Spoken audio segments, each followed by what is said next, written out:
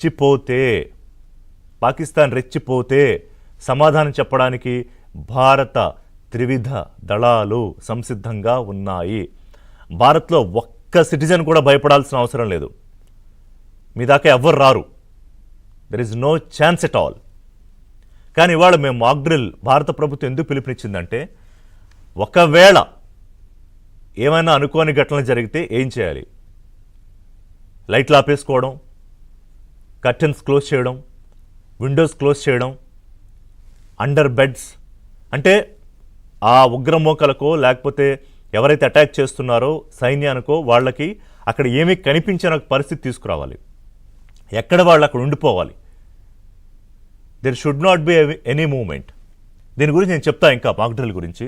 ఉదయం 10 గంటలకు ఆర్మీ ఉన్నతాధికారుల సమావేశం నిర్వహించబోతున్నారు. ఆపరేషన్ సింధూర్ తాలూకా పూర్తి డీటెయిల్స్ చెప్పడానికి, అంటే ఏం జరిగింది, ఎక్కడి నుంచి దాడి జరిగింది. మనకి ఇప్పుడు వస్తున్న సమాచారం అయితే భారత భూభాగం నుంచి మాత్రమే దాడి జరిగింది. The latest weapon technology use చేసి దాడి చేశారు అని. కౌంటర్ అటాక్ వద్దు అని పాకిస్తాన్ ఇప్పటికే అమెరికాకు వార్నింగ్ ఇచ్చింది. బహుశా ఫస్ట్ టైం అనుకుంటా వార్నింగ్ ఇవ్వడం. ఉగ్రవాదులపై చర్య తీసుకునే హక్కు భారత్కుంది. ఆపరేషన్ సింధూర్పై పాకిస్తాన్ మౌనంగా ఉంటే మంచిది. ఇది ఎవరు చెప్పారు? America national security adviser Marco Rubio. ఆయన ప్రస్తుతం అజిత్ దోవల్తో కూడా మాట్లాడుతున్నారు. భారత భద్రతా సలహాదారు, అలాగే భారత రక్షణ మంత్రి రాజ్నాథ్ సింగ్ త్రివిధ దళాధిపతులతో భేటీ అయ్యారు. అర్ధరాత్రి నుంచి ఈ ఆపరేషన్ భారత ప్రధాని స్వయంగా పర్యవేక్షిస్తున్నారు.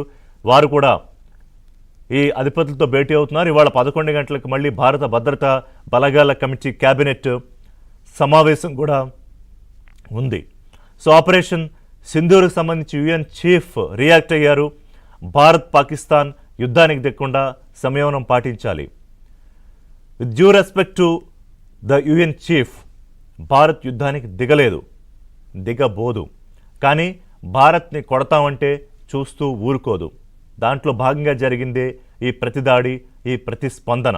అది కూడా ఉగ్ర దళాలపై జరిగింది, కానీ పాకిస్తాన్ ఆర్మీపై కాదు, పాకిస్తాన్ ప్రజలపై అస్సలు కాదు. జైషే మహమ్మద్, లష్కర్ తోయిబా అండ్ హిజ్బుల్ స్థావరాలు 3 ధ్వంసం అయ్యాయి. అందులో 4 జైషే మహమ్మద్ స్థావరాలు, 3 లష్కర్ తోయిబా, 2 హిజ్బుల్ ముజాహిదీన్ స్థావరాలు ఉన్నాయి. ఈ దాడుల్లో అవి పూర్తిగా నేలమట్టం అయిపోయాయి, పూర్తిగా ధ్వంసం అయిపోయాయి.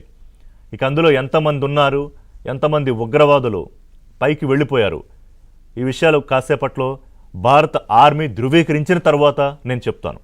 కొంత ఇన్ఫర్మేషన్ వస్తోంది. I don't want to reveal it, because ముందే చెప్పినట్టుగా ఆథెంటికేటెడ్ ఇన్ఫర్మేషన్ లేకుండా ఇలాంటి సెన్సిటివ్ ఇష్యూస్లో మాట్లాడడం కరెక్ట్ కాదు. ప్రస్తుతానికి విచక్షణారహితంగా పాక్ కాల్పులు జరుపుతోంది. ఇప్పటికే 3 అమాయక భారతీయుల ప్రాణాలు పట్టన పెట్టుకుంది. దీనికి కూడా ప్రతీకార చర్య ఉంటుంది. Don't forget. ఒక్క భారతీయుడు ప్రాణం పోయినా కూడా దానికి ప్రతిస్పందన ఉంటుంది. ఆ విషయం పాకిస్తాన్కి కూడా తెలుసు. కానీ మరి ఫేస్ పోయింది పాకిస్తాన్ ప్రజల ముందు. వాళ్ళందరూ నిరసనలు తెలియజేస్తున్నారు.